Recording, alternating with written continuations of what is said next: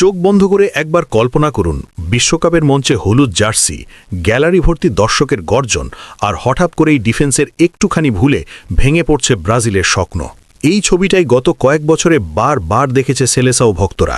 দরিভালের আমল থেকে ব্রাজিলের সবচেয়ে বড় দুর্বলতা হয়ে দাঁড়িয়েছিল ডিফেন্স ও মিডফিল্ডের ভারসাম্যহীনতা। বড় দলের কথা বাদই দিলাম, ছোট ছোট দলের বিপক্ষেও রক্ষণভাগের ব্যর্থতায় হোঁচট খেয়েছে 5 বারের বিশ্ব চ্যাম্পিয়নরা। ম্যাচের নিয়ন্ত্রণ থাকলেও শেষ মুহূর্তের ভুল, সেট পিসে অগোছালো অবস্থান আর সেন্টার ব্যাকদের সমন্বয়ের অভাব বারবার শিরোপার স্বপ্নে কাঁটা হয়ে বিঁধেছে। কিন্তু ঠিক এই জায়গাতেই পার্থক্য গড়ে দিতে চান কার্লো আনচেলোত্তি। অভিজ্ঞ এই কোচ জানেন, শুধু আক্রমণাত্মক ফুটবল দিয়ে আর আধুনিক বিশ্ব ফুটবলে ট্রফি জেতা যায় না। রক্ষণকে শক্ত না করলে ব্রাজিল নামটাই শুধু থেকে যাবে। তাই দায়িত্ব নেওয়ার পর প্রথম কাজ হিসেবেই তিনি ডিফেন্সে বাড়তি মনোযোগ দেন। লাইন আপ থেকে শুরু করে খেলোয়াড়দের মানসিকতা সবকিছু নতুন করে সাজানোর চেষ্টা করেন। তবে ডিফেন্স গোছাতে গিয়ে তিনি একেবারে মসৃণ পথ পাননি, বরং পড়তে হয়েছে এক ধরনের মধুর সমস্যাতে, যেখানে অপশন অনেক কিন্তু সঠিক কম্বিনেশন বেছে নেওয়াটাই সবচেয়ে কঠিন।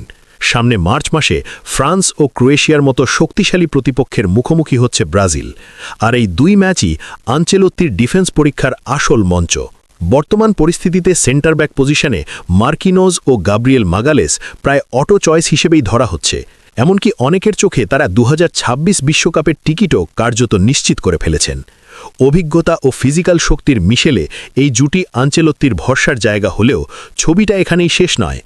ডান দিকের ডিফেন্সে ভ্যান্ডারসনের ফেরার অপেক্ষা চলছে, যিনি ফিট থাকলে দলে আলাদা গতি ও আক্রমণাত্মক ধার যোগ করতে পারেন। এতদিন এই জায়গায় এডার মিলিটাও দায়িত্ব পালন করেছেন, কিন্তু ইনজুরি আর ফর্মের ওঠানামায় তার জায়গা এখন পুরোপুরি নিরাপদ নয়। ভ্যান্ডারসন ফিরলে সেই প্রতিযোগিতা আরও তীব্র হবে, যা আনচেলোত্তির জন্য যেমন চ্যালেঞ্জ তেমনি দলের জন্য ইতিবাচক সংকেত। এই দৌড়ে একসময় নিজের নাম জোরালোভাবে সামনে এনেছিলেন আলেক্সান্দ্রো রিবেইর। টানা 2 ম্যাচে সুযোগ পেয়ে তিনি প্রমাণ করেছিলেন চাপে পড়লেও কিভাবে স্থির থাকতে হয়। কিন্তু ফুটবল এমনই নিষ্ঠুর, একটু সময় বদলালেই সুযোগের দরজা বন্ধ হয়ে যেতে পারে। বর্তমানে তিনি একাদশে নিয়মিত নন, তবে আনচেলোত্তির নজরের বাইরে যাননি, যেটা ভবিষ্যতের জন্য বড় বার্তা।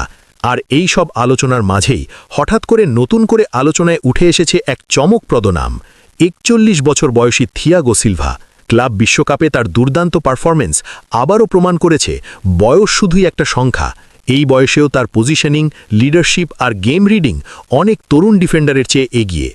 সবচেয়ে অবাক করা তথ্য হল, দীর্ঘ আন্তর্জাতিক কেরিয়ারে তিনি কখনোই ব্রাজিল জাতীয় দলের হয়ে লাল কার্ড দেখেননি, যা তার শিশ্রা ও অভিজ্ঞতার বড় প্রমাণ।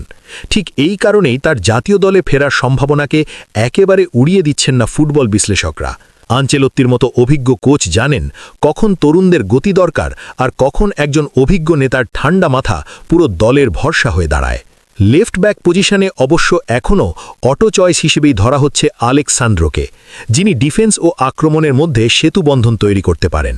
সব মিলিয়ে ব্রাজিলের ডিফেন্স এখন এক রূপান্তরের মধ্য দিয়ে যাচ্ছে। ভুল থেকে শিক্ষা নেওয়ার চেষ্টা, নতুনদের সুযোগ দেওয়া আর অভিজ্ঞদের প্রয়োজনে ফিরিয়ে আনার সূক্ষ্ম ভারসাম্য। প্রশ্ন একটাই, ফ্রান্স ও ক্রোয়েশিয়ার বিপক্ষে এই নতুন পরিকল্পনা কতটা সফল হবে?